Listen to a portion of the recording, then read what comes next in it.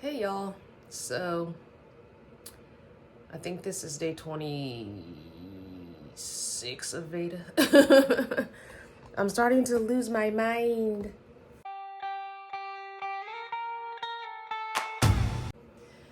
Anyway, I'm on the floor because I just finished my workout and stretching with the all blank TV.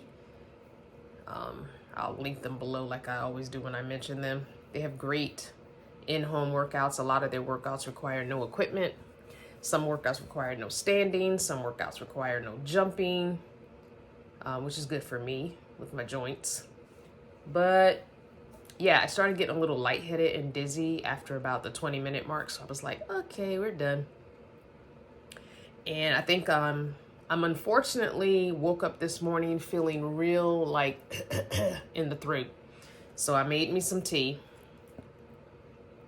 And I'm trying whatever it is to get rid of it because I go camping this weekend and I am not about to have it. And I think it's just the flip-floppy weather. I don't know about where you guys are, but it got cold this week. Like chilly. Like we were in the 80s and then it dropped all the way back down to like 62. Like, what? So, unfortunately, I've been checking the weather for where I'm going camping, and it went from rain just Friday night to now rain all day Friday. All through the night. It's going to start around 10 in the morning on Friday and rain all the way through 4 a.m. on Saturday. I am so upset. So now I'm like, what do I do? I mean, because I don't know what kind of rain is it. Is it going to be heavy rain? Is it going to be light rain? Because if it's light rain, no big deal. My tent, I'm sure, will be fine. But I've never had this tent in heavy rain. That's the worst thing ever, is to have your tent leak in the rain. And then you got to pack up a wet tent. Saturday's supposed to be fairly nice and warm, like 72. But is my tent going to be dry before I pack it up on Sunday morning? And then it's going to rain again on Sunday.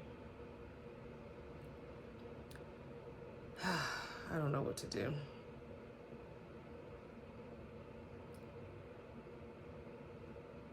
Anyway, sorry, I didn't mean to pause that long. Anyway, I just don't know what to do because I don't know if I want to risk the wetness and getting my tent soaking sopping wet and leaking and then having to pack up a wet tent because we live in a townhouse with no backyard. We have a deck, but it's not big enough for me to open the tent on.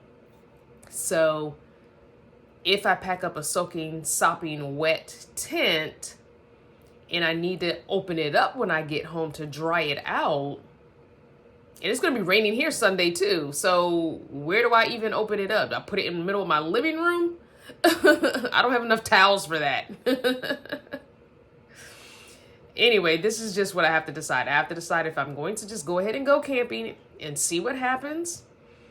Don't go camping. I have 3 choices. Or wait and go camping early Saturday morning and just stay one night. And I know that sounds like, oh, we'll just go early Saturday morning and just do the one night. It's a lot of shit to pack up, put up at the campsite, and take back down the next day.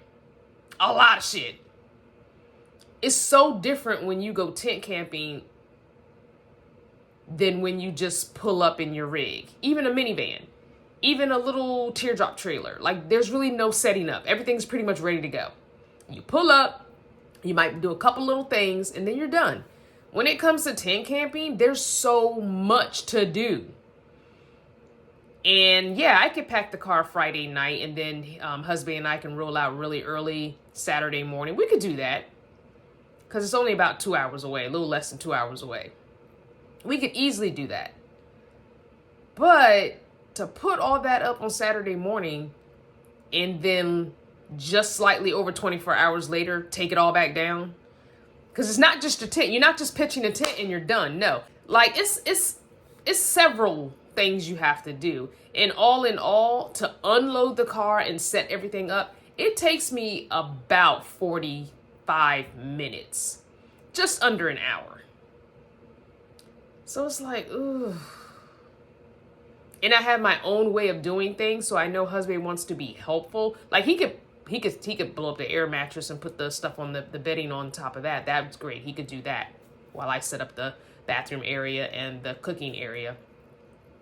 So maybe I'll talk to him today and see if he wants to do that.